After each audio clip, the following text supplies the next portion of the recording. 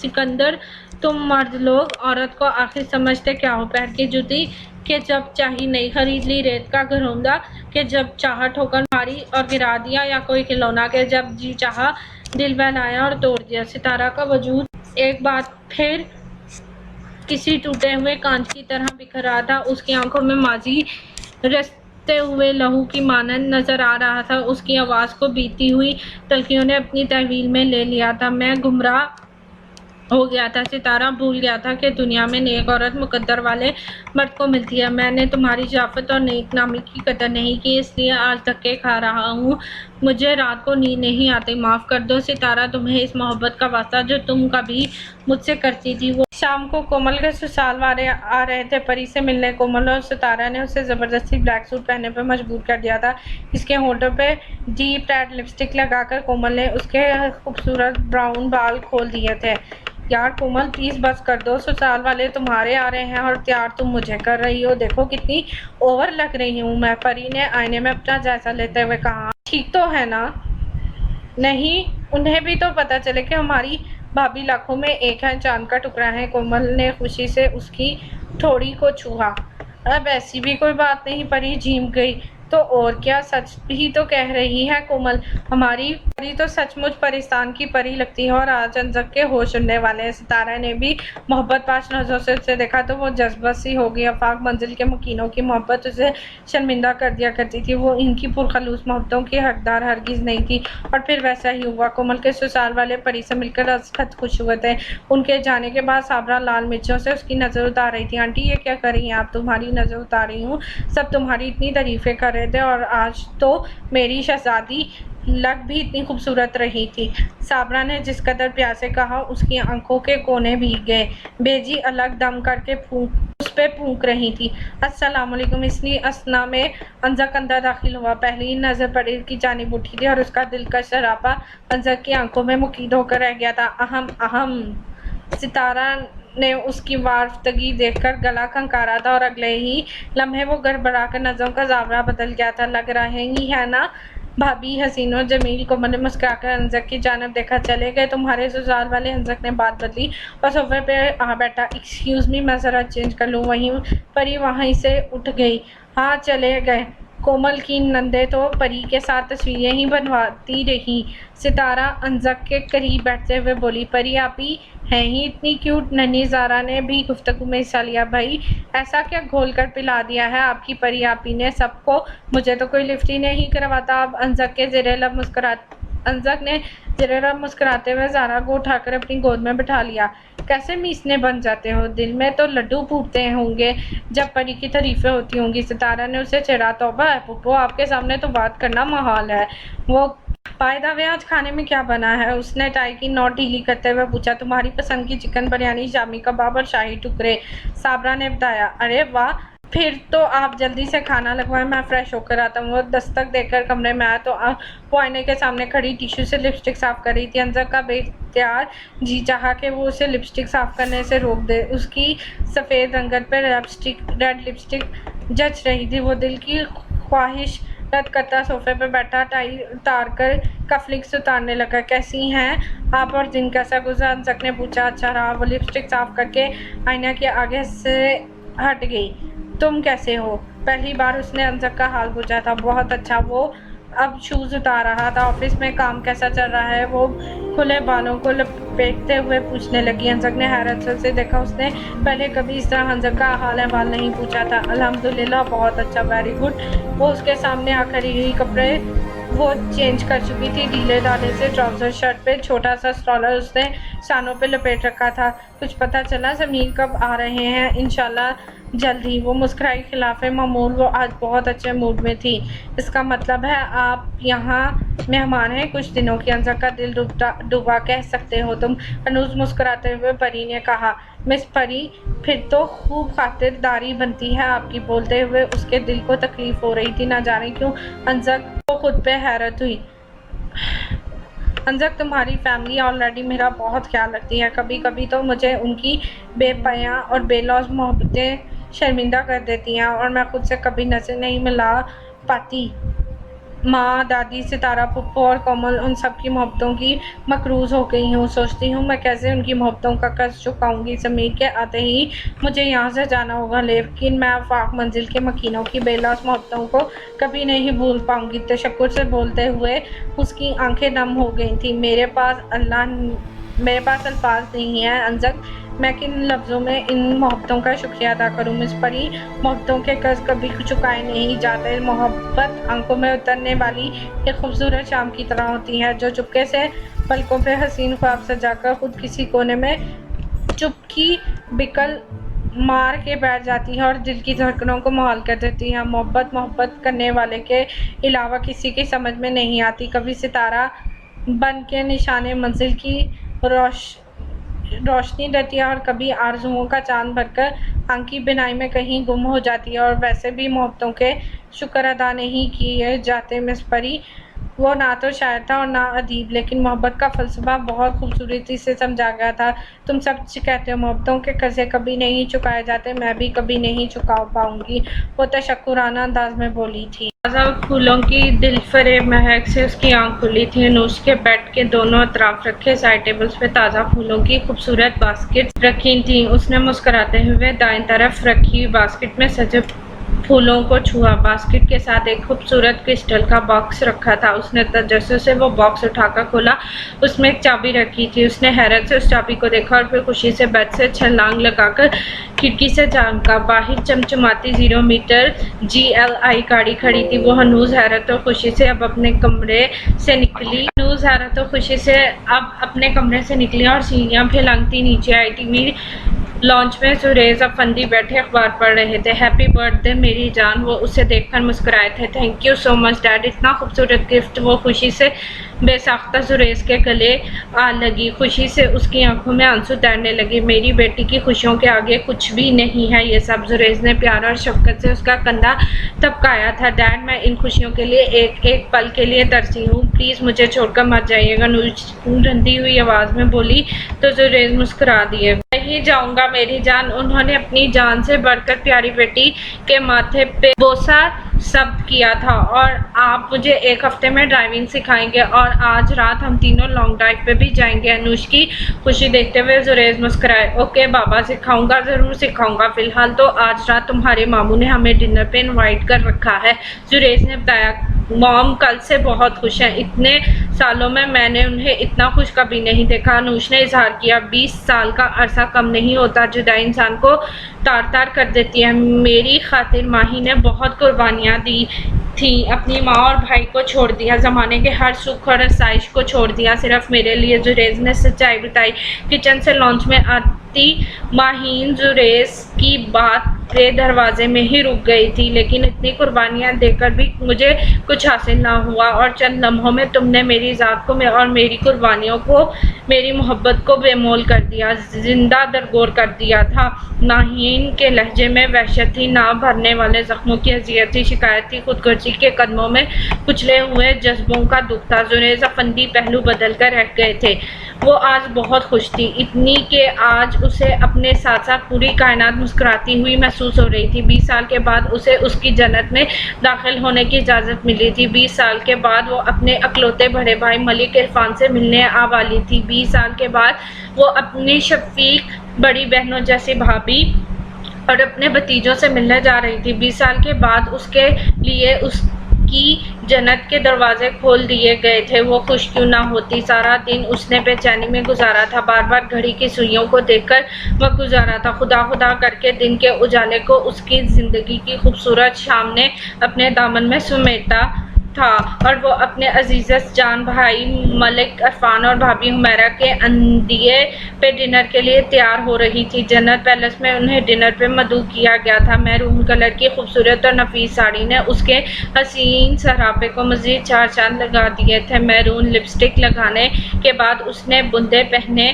थे, अब वो गले में ग्लोबन पहन रही थी जब उसके दरवाजे पे दस्तक हुई थी। यस कम इन ब्रांडेड डिनर सूट में सुरेजा फंदी अंदर दाखिल हुए। बेसाख्ता दोनों की नज़र एक दूसरे की जानिब उठी थी और फिर कितने ही पल यूं ही बीत गए थे। मां सुरेजा फंदी आंखों में मोहब्बत लिए गुनगुनाते हुए आगे बढ़े। बुलबुल ने गुल ने बहारों से कह दिया। एक चौदहवीं के चांद ने तारों से कह दिया, दुनिया किसी के प्यार में जन्नत से कम नहीं। एक दिलरुबा है दिल में जो हूरों से कम नहीं। वो उससे वारफ्तगी से देखते और गुनगुनाते हुए उसके मुकाबला खड़े हुए। भोले से मुस्कुराओ तो मोती बरस पड़े, पलकें उठा के देखो तो कलियां भी हंस पड़े। माहीन धीरे से नजर झुका गई। जुरेज के कीमती कलोन की मशहूर कुन महक ने उसकी वारफ्तगी की तरह माहीन के धड़कते दिल को अपने शहर में जकड़ना शुरू कर दिया था। खुशबू तुम्हारी जुल्फ की फूलों से कम नहीं, तुम बादशाह हुसन हो, हुसन जहां हो। जुरेज ने गाते हुए उसके बालों को छुआ, फिर उसकी थोड़ी तले हाथ रखते हुए उसका चेहरा ऊपर उठाया। जान वफा हो और मोहब्बत की शान हो, जलवे तुम्हारे हुसन के तारों से कम नहीं। मोहब्बत रूबरू उसकी आंखों में आंखें डाले पूरी शिद्दत से गुनगुना रही थी। माहीन का दिल सिकुड़ रहा था, गोया मोहब्बत माहीन के चरणों में बैठ गई थी और जिद करने लगी थी। इसके दिल के बंद कवाड़ों पे दस्तक देने लगी थी। ये क्या कर रहे हो, हटो यहाँ से, यहाँ किसी फिल्म की शूटिंग नहीं हो रही और ना हमारी उम्र है ऐसे चोंचलों की। माहीन ने खफगी से उसे दूर किया। वक्त तुम्हें छू कर भी नहीं गुजरा, मोहब्बत से लबरेज लहजे में कहा गया। मैं अपनी नहीं तुम्हारी बात कर रही हूँ। दोबारा आईना के सामने खड़ी वो अपने गलोबन की हुक लगाते हुए बोली तो जुरेज उसकी बात पे हंसे। इतना हैंडसम शख्स कहाँ से बुढ़ा नजर आता है तुम्हें। वो मुस्कुराते हुए उसके अकब में आ खड़े हुए। माहीन से ग्लोबन की हुक बंद नहीं हो रही थी। जुरेज ने हाथ बढ़ाकर ग्लोबन की हुक बंद की। आईने में अब वो दोनों एक दूसरे के बेहद करीब खड़े नजर आए। माहीन की नजर आईने पे पड़ी तो वो घबराकर वहां से हट गई। दरवाजा क्यों नॉक किया था तुमने। माहीन ने बात बदली। शर्ट का बटन टूट गया है, ये लगवाने आया था। जुरेज ने टूटे बटन की तरफ इशारा किया। आया भी से कहो लगा देंगी, मैं अभी मसरूफ हूँ। नजर चुराते हुए उसने अपना दराज खोला। आया भी अपने क्वार्टर चली गई हैं, अनुज को लगाना नहीं आता। जुरेज ने हनूज उसे गहरी निगाहों से देखते हुए कहा, कोई और शर्ट पहन लो। मशवरा इस सूट के साथ यही मैच होती है, लगा दो ना प्लीज वरना देर हो जाएगी हमें। जुरेज ने वॉल क्लॉक की जानिब इशारा किया जो रात के 8 बजा रही थी। माहीन ने झुंझलाकर अलमारी से सुई धागे का डब्बा निकाला, सुई में धागा डाला और उसके करीब आई। सब बहाने हैं तुम्हारे, जानती हूँ मैं सब।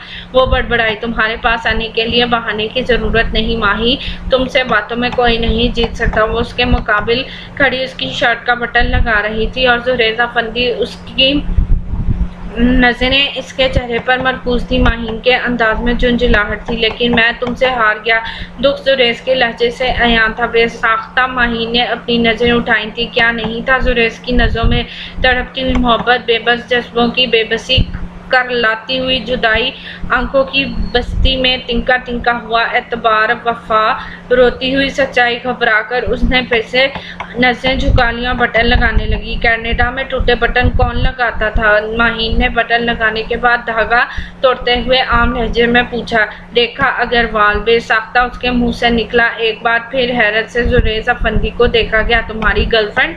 इसे अब अपनी ही आवाज अनजानी सी लगी। ये पूछते हुए वो सुई धागे का डब्बा वापस अलमारी में रखने लगी। थोड़ी देर पहले दिल के आंगन में उतरने वाली सरशारी की कैफियत हियासियत में बदल गई। नहीं, मेरी बिजनेस पार्टनर, टाई की नोट लगाते हुए कहा गया। खैर, मुझे कोई सरोकार नहीं कि वो तुम्हारी बिजनेस पार्टनर है या लाइफ पार्टनर। वो अलमारी जोर से बंद करने के बाद अपने साइड टेबल के दराज से गोल्ड की रिंग्स उठाकर पहनने लगी। इसके अंदाज पे जुरेज अफंदी के लबों पे धीमी सी मुस्कुराहट मचल गई थी और वो फिर गुनगुनाते हुए कमरे से निकल गए और वो गुस्से में खाली दरवाजे को देखती रह गई।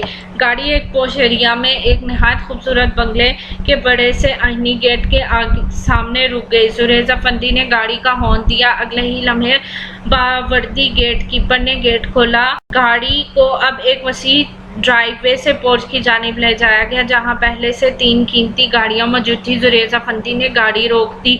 बड़े से सरसब्ज लॉन में अनवाए इकसाम के पौधे और फूल अपनी बहार दिखा रहे थे। नूश जन्नत पैलेस को हसरत तो हैरत से देख रही थी। क्या ठाठ थे उसके अकलौते मामू के। वो माहीन और जुरेज अफंदी की मैयत में मेन एंट्रेंस की जानिब बढ़ी जहां इरफान और हुमैरा पहले से मौजूद थे। हुमैरा और इरफान ने इन तीनों का पुरतपाक इस्तकबाल किया था। माहीन, तुम आज भी वैसी की वैसी हो, हुमैरा ने माहीन को गले लगाते हुए प्यार से कहा था। वो मुस्कुरा दी। मैं तो इस शहजादी को देखकर हैरान हो रहा हूँ, माशाल्लाह, नूश तो हूबहू तुम्हारी कॉपी है। मलिक इरफान शफकत से नूश के सर पे हाथ फेरते हुए मुस्कुराए थे।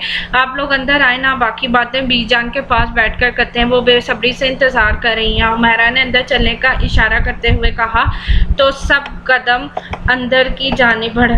जन्नत पैलेस वाकई किसी जन्नत से कम ना था। निहायत कीमती फर्नीचर, आला पर्दे, बेशकीमत फनूस भी जान उन्हें देखकर खिल उठी थी। खुशी उनके मुस्कुराते चेहरे से आती। खुशगवार माहौल में गपशप हो रही थी जब मुलाजमा ने खाना लग जाने की इत्तला दी थी। उठिए जुरेज मियाँ, मलिक इरफान ने बेतकल्लुफी से जुरेज अफंदी को मुखातिब किया। माहीन, अनूज बेटा उठो, खाना लग चुका है। हुमैरा बेगम ने भी माहीन और अनूज को मुखातिब किया तो वो तीनों उठ के सबके साथ डाइनिंग हॉल में दाखिल हुए, जहां पहले से 2 वेटर उन्हें सर्व करने के लिए मौजूद थे। खाना पुरतकल्लुफ माहौल में शुरू किया गया। पूरे डाइनिंग टेबल पे अनवार अक़साम की डिशेस मौजूद थीं। बीजान बार बार उन्हें मुख्तलिफ डिशेस ट्राई करने पर इसरार कर रही थी। अचानक डाइनिंग हॉल में कोई दाखिल हुआ था और एक पुरजोश आवाज़ अनूज को अपने अकब से सुनाई दी थी। या सॉरी, आई एम लेट। रास्ते में ट्रैफिक इतना था कि फंस कर रह गया। अनुज ये मनहूस आवाज़ कैसे ना पहचानती। हैरत से उसने कदम मोड़कर देखा था और फिर उसकी नज़रें पथरा गई थी। वो रात कोमल के साथ छत पे वॉक करने के बाद अपने कमरे में आई तो अंजक सोफे पे लेटा टीवी देख रहा था। उसे देखते ही अंजक ने वॉल्यूम कम किया और उठकर बैठ गया। परी अलमारी से अपना सूट निकालने लगी। आप बेड पे सोया करें मिस परी, सोफे पे बेआराम होने की ज़रूरत नहीं, अंजक ने उसे मुखातिब किया। नहीं अंजक, मुझे कोई प्रॉब्लम नहीं है वहाँ सोने में, अलबत्ता तुम ज़रूर डिस्टर्ब हो जाओगे सोफे पे। इनफैक्ट आदी होता है इंसान अपने बिस्तर का। वो सूट निकाल कर पलटी। आदतें बदली भी जा सकती हैं ना, और वैसे भी अब तो आप मेरे इस गरीब खाने में चंद दिन की मेहमान हैं। आपकी खिदमत करना अब फ़र्ज़ हो गया है मुझ पर, अंजक ने मुस्कुराते हुए कहा।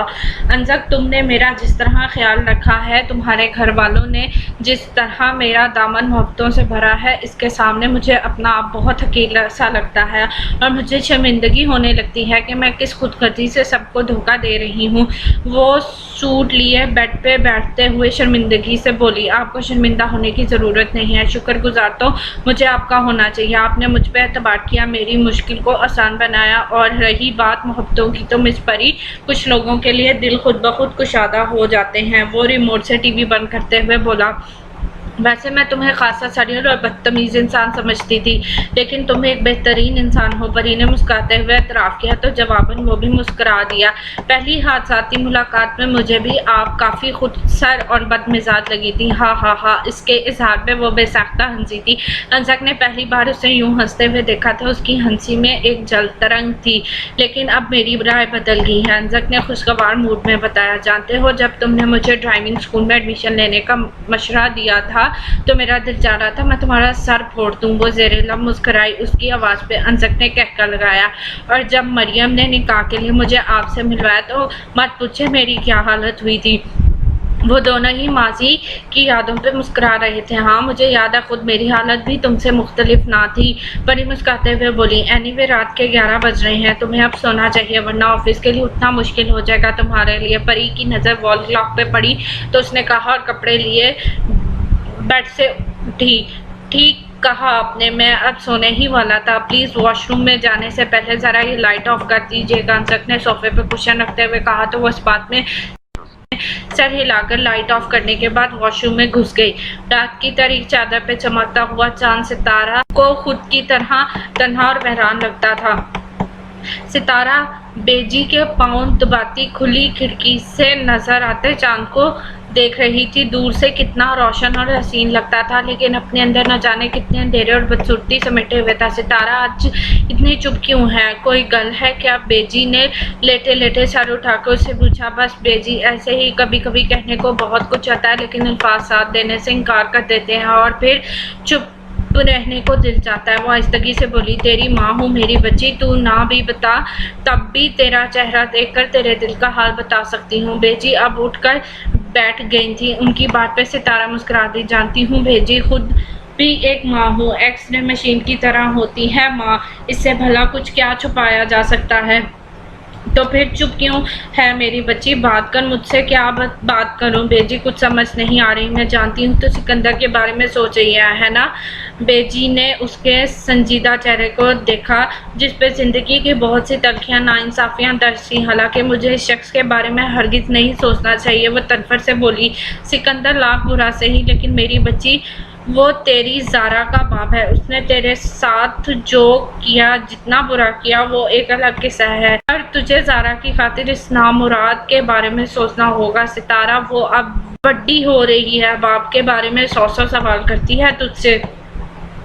बच्चे तो सवाल करते ही हैं बेजी, तू ये देख तुझसे 100 सवाल करेंगी, इस वक्त क्या जवाब देगी लोगों को। पहाड़ जैसी जिंदगी कली कैसे गुजारेगी बेजी, आप दीदा हुई, गुजार लूंगी बेजी, अल्लाह है ना मेरे साथ, और वैसे भी एक बेवा की तरह ही तो जिंदगी गुजार रही हूँ। कह दूंगी लोगों को कि मर गया सारा कबाब। सितारा के लहजे में सख्ती थी।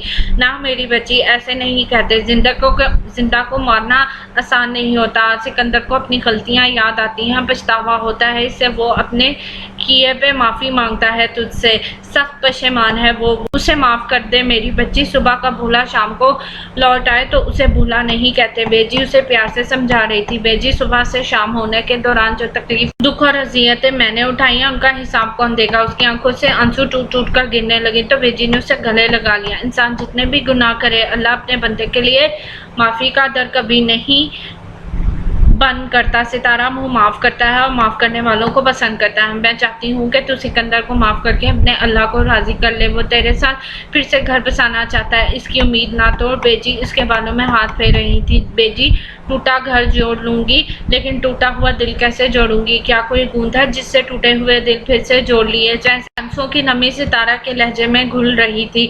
मेरी बच्ची, वक्त से बड़ी कोई गोंद नहीं है इस दुनिया में, ये टूटे दिलों को आपे ही जोड़ देती है, जख्मों पे आपे ही मरहम रख देती है बेजी, ये सब इतना आसान नहीं है। वो बेबसी से बोली। मेरी बच्ची, अपने दिल को समझा लेगी तो सब कुछ आसान होने लगेगा, और वैसे भी दर पे आए फकीर और पशेमान बंदे को खाली नहीं लौटाते। जितने तरले सिकंदर ने तेरे किए हैं, इतने तरले तो रब सोना नहीं करवाता अपने बंदे से बेजी। उसे अपनी अकल के मुताबिक मुख्तलिफ दलाल देकर समझा रही थी, अब के वो खामोश हो गई थी। वो मोबाइल कान से लगाए खिड़की के पास खड़ी थी, उसकी नजरें सामने दीवार से लिपटी बोगनविलिया और मनी प्लांट पे मरकूज थी। सलोनी शाम में चूड़ियों की आवाज़ और सब्जा बहुत भला लग रहा था। डॉक्टर्स ने मामा को मज़ीद 15-20 दिन सफ़र ना करने की हिदायत की है। समीर की इत्तला पे वो हत्थे से उखड़ गई। व्हाट नॉनसेंस, मैं एक एक दिन गिन गिन कर गुजार रही हूँ और तुम कह रहे हो कि अभी 15-20 दिन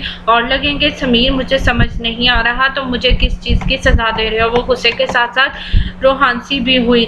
मैं तुम्हें सज़ा दे रहा हूँ, कमाल करती हो परी, मेरी अपनी हालत तुमसे मुख्तलिफ नहीं है और तुम कह रही हो कि मैं तुम्हें सजा दे रहा हूँ।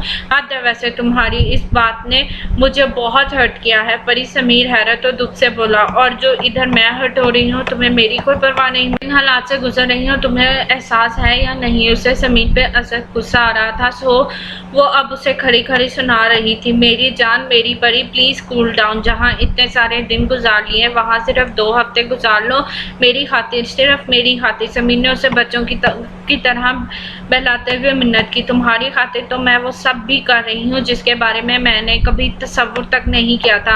आई नो मेरी जान, तुम देखना, मैं वापस आते ही तुम्हारी तमाम परेशानियों को खुशी में बदल दूंगा। दुनिया रश करेगी तुम्हें देखकर। मैं कैसे तुम्हें बताऊं, तुमसे दूर जुदाई कैसे मुझे अजियत देती है। इंतजार की आग में तुम अकेली ही नहीं, मैं भी पल पल तुम्हारे साथ रहा हूँ। तुम तो शिकवे करके दिल का बोझ हल्का कर लेती हूँ, मैं किससे शिकवा करूँ परी। समीर की आवाज में अनदेखा दुख और कर्कशीदा था। परी का दिल एकदम मोम हो गया। इट्स ओके, अब ज्यादा इमोशनल होने की जरूरत नहीं है। ये बताओ कैसे हो तुम परी ने मौजू बदला। उसकी बात पे समीर ने एक गहरा सांस लिया। अपनी जिंदगी अपनी जान के बगैर कैसा हो सकता हूँ। समीर की गंभीर आवाज उसके कानों से टकराई तो परी के लब मुस्कुराने लगे। रोमांस झाड़ना तो कोई तुमसे सीखे और रूप झाड़ना तुमसे। समीर की बात पे वो बेसख्ता हंसी। तुम्हारी हंसी ने मुझे एकदम फ्रेश कर दिया। अब 2-4 दिन आराम से गुजर जाएंगे। वो फिर से रोमांटिक हुआ। परी मुस्कुरा दी। अच्छा ये बताओ, अंजर के घर तुम्हें कोई प्रॉब्लम तो नहीं। नहीं समीर, वो एक शरीफ आदमी है और उसके घर वाले मेरा बहुत ख्याल रखते हैं। बात करते करते परी की नज़र बेसाख्ता कमरे की दीवार पे इनलार्ज की हुई अनजक आफाकी तस्वीर पे ठहर गई, जिसमें वो top male model Robert Pattinson से कम नहीं लग रहा था। गुड, लेकिन फिर भी मोहतियात रहना। डोंट वरी समीर, और हाँ, किसी चीज़ की ज़रूरत हो तो बताओ। नहीं, मुझे सिर्फ तुम्हारी ज़रूरत है। इंशाल्लाह बहुत जल्द हम हमेशा हमेशा के लिए फिर से एक हो जाएंगे। हनूज मोहब्बत, इंशाल्लाह। वो मुस्कुराई। ओके मेरी जान, अब मैं फ़ोन रखता हूँ, फिर बात होगी। Okay take care. परी ने फ़ोन बंद किया और शावर लेने के लिए अलमारी से अपना सूट निकालने लगी। अनजक ऑफिस से आया तो वो अलमारी खोले खड़ी थी। सिल्की ब्राउन सीधे और लंबे बाल उसकी नाजुक सी कमर पे बिखरे हुए थे। गहरे सबज रंग के पजामे पे सबज प्रिंट शॉर्ट कमीज पहने वो इतनी जाजिब नजर लग रही थी कि वो बेचार खड़ा उसे देखने लगा। अलमारी का पट बंद करके वो सूट हाथ में लिए पलटी तो अंजक को खड़ा देखकर हैरान हुई। तुम कब आए? अंजक सटपट आ गया। वो आई एम सॉरी, मैं इतना थका हुआ कि बगैर नॉक किए अंदर चला आया। वो शर्मिंदगी से बोला, आइंदा इस बात का ख्याल रखना। परी ने तनबीह की। जी ज़रूर। अंजक ने इस बात में सर हिलाया। बाय द वे सब घर वाले कहाँ हैं? वो चेयर पे बैठते हुए मुझ पूछने लगा। दादी सो रही हैं और बाकी सब कोमल की शादी की शॉपिंग करने गए हैं। परी ने रसान से बताया। आप तो फिर घर में बोर हो रही होंगी। नहीं, कुछ खास नहीं। समीर की कॉल आई थी। मिस परी, ये घर, ये कमरा यकीनन आपके रहने के काबिल हरगिज़ नहीं है, लेकिन आप बगैर कोई शिकवा किए हम सबको बर्दाश्त करती है। इसके लिए मैं आपका बहुत शुक्रगुजार हूँ। और मैंने आपसे रकम के लालच में निकाह किया, खुद को गुनाहगार किया। इसके लिए तो शायद मैं कभी खुद से भी नज़र में ला पाऊँ। आपने मुझ पे एतबार करके मुझे एहसानमंदों में शामिल कर दिया है। सच्चाई और पशेमानी अंजक के चेहरे पे दर्ज थी। अंजक, मैं जानती हूँ मजबूरियाँ इंसान को कैसे मजबूर और बेबस करके जिल्लत के कटहरे में ला खड़ा करती हैं। इंसान की अकल और अना सब दंग रह जाती है। और रही बात एहसान की, तो वो चेक वापस करके तुमने मुझ पे किया। मुझे तो ये सोच कर शर्मिंदगी होती है कि मेरे जाने के बाद दादी, आंटी, फूफू और कोमल क्या सोचेंगे। बोलते बोलते उसकी आवाज़ भर आ गई। डोंट बी टेंस, सब ठीक हो जाएगा। अंजक ने मुस्कुराते हुए उसे तसल्ली दी थी। अंजक, तुम एक बेहतरीन इंसान हो, सच्चे और खरे इंसान। परी ने एतराफ़ किया। जवाबन मुँह मुस्कुराया। आप कहती हैं तो मान लेता हूँ। वो अपनी नशिस्त से उठा। कॉफ़ी पिएंगी आप? अंजक ने पूछा। तुम ऑफिस से थके आए हो, फ्रेश हो जाओ, मैं कॉफ़ी बनाती हूँ। वो अपना सूट बेड पे रखते वो बोली। अरे नहीं, आप कहाँ बनाएंगी कॉफ़ी? अंजक को हैरत हुई। आज बनाकर लाती हूँ, वो मुस्कुराई। श्योर, अंजक ने खुशगवार हैरत से कहा तो वो दरवाजे की जानिब बढ़ गई। कॉफ़ी का डब्बा किचन के सेकंड कैबिनेट में रखा है, अकब से अंजक ने बताया। ओके। वो दरवाज़ा खोलकर बाहर निकल गई। अरे आ गया मेरा बेटा। हुमैरा ने शाहवेज को मोहब्बत भरी निगाहों से देखा। जुरेज मियाँ, इनसे मिलिए, ये हैं हमारे छोटे साहबजादे शाहवेज। खाना खाते इरफान ने तारुफ करवाया। Hello everybody. शाहवेज ने खुशगवार मूड में मुस्कुराते हुए जुरेज और माहीन को और फिर अनूश को देखा। मारे हैरत के अनूश की हालत का तो लहू जैसी हो रही थी। दूसरी जानिब जुरेज अफंदी भी इस इंकशाफ पे पहलू बदल कर रह गए थे। उन्होंने भी शाहवेज को माहीन के भांजे के रूप में देखकर रत्ती भर खुशी नहीं हुई थी, लेकिन सबके सामने मसनूई मुस्कुराहट के साथ उन्हें शाहवेज के हाय का जवाब देना ही पड़ा था। शाहवेज अब मुस्कुराती नज़रों से अनूश को देखते हुए जुरेज अफंदी के साथ अनूश के बिल्कुल सामने बैठ गया था। आज तो घर में ईद का समा है। शाहवेज ने अनूश के सामने रखा अफगानी पुलाव उठाते हुए कहा। भला इसमें क्या शक है? हुमैरा ने भी तायद की। आज 20 साल के बाद मैं बीजान को खुश और मुतमईन देख रहा हूँ। मलिक इरफान ने माँ के मुस्कुराते और पुरसकून चेहरे को देखकर कहा। औलाद का गम और उसकी जुदाई अल्लाह किसी को ना दिखाए। इंसान जीते जी मर जाता है। बीजान ने नैपकिन से मुंह साफ करते हुए कहा। बीजान, आज वादा करें अब आप कभी परेशान नहीं होंगी। माहीन ने मुस्कुराते हुए कहा। मेरी ज़िंदगी की सबसे खुशी, मेरे दिल की ठंडक, मेरी औलाद अब मेरे सामने है। मैं भला क्यों परेशान होने लगी? बीजान ने खुशगवार मूड में कहा तो सभी मुस्कुरा दिए सिवाय अनूश के। वैसे क्या हसीन इत्तफाक है, कुदरत ने तुम्हें मेरी अकलौती फुफाजाद के रूप में मेरे सामने ला खड़ा किया। शाहवेज ने खाना खाते मुबारक मोबाइल पे उसे मैसेज किया। मैसेज पढ़कर अनूश ने उसे खा जाने वाली नज़रों से देखा और मैसेज टाइप करने लगी। अगले लम्हे शाहवेज़ के मोबाइल की मैसेज सुन बज उठी और मेरे लिए ज़िंदगी का भयानक तरीन इंकशाफ है। वो मैसेज पढ़कर मुस्कुराया। हाउ स्वीट, शाहवेज़ ने लिखा और हार्ट का इमोजी उसे सेंड किया। अनूश ने एक बार फिर से उसे खा जाने वाली नज़रों से देखा। दिल तो चाह रहा है अभी मामू जान को सारी असलियत बताऊं कि कैसे तुम मासूम लड़कियों को ट्रैप करके ब्लैकमेल करते हो। अनूश ने गुस्से में उसे मैसेज टाइप किया और फिर सेंड भी। हा डैड ऑलरेडी मेरी असलियत से वाकिफ है, शाहवेज़ ने मुस्कुराते हुए जवाब दिया। अरे ये तुम क्या मोबाइल हाथों में लिए बैठे हो, खाना खाओ ना। हुमैरा ने बारी बारी शाहवेज़ और अनूश को देखते हुए कहा। भाई आजकल की नस्ल में ये मुआ मोबाइल तो हम वालिदैन से भी अहम हो गया। जिसे देखो हम हाथ में मोबाइल पकड़े दुनिया जहां से बेखबर नजर आता है। बीजान के अंदाज पे तमाम नफूस ज़ेरे लब मुस्कुराती के खाने के बाद सब लिविंग रूम में गए थे। शाहवेज़ को देखकर अनुष्का बस नहीं चल रहा था कि वॉरेन वहां से चली जाए। वापसी पे बीजान ने उन्हें कुछ तहफ़ भी दिए थे। बीजान इसकी क्या ज़रूरत है? महीन की आंखें भर आई। मेके पे बेटियों का हक तो सारी ज़िंदगी ख़त्म नहीं होता, ये तो कुछ भी नहीं है मेरी चंदा। बीजान ने उसके माथे पे बोसा सब्त किया। बीजान बिल्कुल ठीक कह रही है माहीन। मलिक इरफान ने भी माहीन के सर पे शफकत भरा हाथ रखते हुए कहा तो माहीन की आंखों से आंसू बह गए। भाईजान आपने मुझे माफ़ करके मेरे दिल से एक बहुत बड़ा बोझ हटा दिया है। वक्त गुजर गया है माहीन, अब ना जाने कितनी जिंदगी बाकी है। जो हुआ सो हुआ, हमें सब कुछ भुलाकर अब बाकी की ज़िंदगी एक दूसरे से मोहब्बत और खलूस से गुजारनी होगी। और वैसे भी बहन भाइयों के रिश्ते में भी भला ख़त्म होते हैं। मलिक इरफान की बात ने माहीन के दिल में खुशियों के ना जाने कितने ही फूल खिला दिए थे। ओके भाभी, माहीन अब हुमैरा की जानिब बढ़ी। सब इन्हें सी ऑफ करने के लिए पोस्ट में खड़े थे। सब फासले और रंजिशें मिट चुकी हैं, लिहाजा बिला झिझक आती रहना। हुमैरा ने ताकीद की थी। जी भाभी ज़रूर, जहां आप जैसी भाभियां मौजूद हों वहां मेके के दरवाजे कभी बंद नहीं होते, माहीन ने इतराफ़ किया। शाहवेज़ ने आगे बढ़कर जुरैज़ा फंदी के लिए गाड़ी की ड्राइविंग सीट का दरवाज़ा खोला।